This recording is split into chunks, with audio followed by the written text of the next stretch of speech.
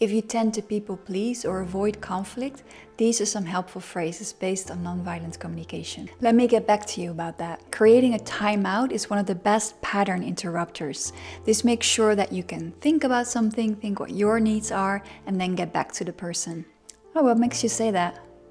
If someone says something painful to you and you're kind of stuck in this freeze mode, it's very helpful to redirect the mic to them. This buys a little bit of time for you where you can connect to yourself.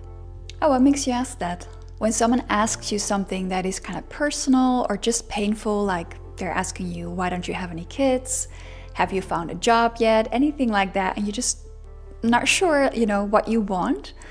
It's again helpful to redirect the question. Also, this will give you information about how to interpret why someone is saying something. Maybe they have good intentions, and when you hear them, you actually feel more open to share something. Or maybe not.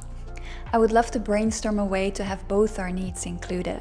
So what you're doing with this sentence is that you include the other person, you take them into account, you let them know that you want to do that, and you're taking yourself into account. And it's like you're creating a culture where everybody's going to be taken into account, which is what NVC is all about, right?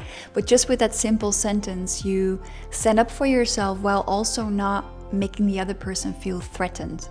I'm not comfortable with that.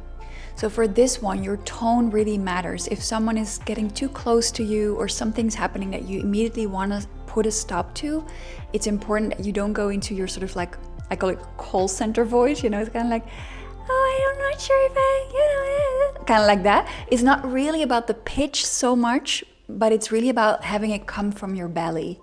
And so practice this if you're not very good at it.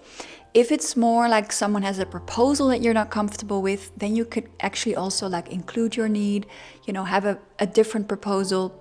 But what I really want to train you to do is to speak up in the moment. And you can always come back to someone or say that you will come back to them with your need, with an alternative, with more of a dialogue. But just so important to make sure that you don't have to do that later, because that's way more difficult. I would love some help with this. If you tend to people please, asking for help can be difficult. And so I want to stimulate you to do that and to come with very concrete requests. So besides from saying, I would love some help, you could say, for example, say it's your birthday and you would love some help with that. Ask someone, hey, can you brainstorm with me for 5 minutes? What are options of what I can do? Can you sit with me and go over the people I might want to invite or I might not want to invite? I'm a little bit stuck in my head about making decisions. Just make it very concrete for them. I'd prefer to stay home as I need some rest. This is a little bit of a formula. So it's, I prefer X because I have a need for Z.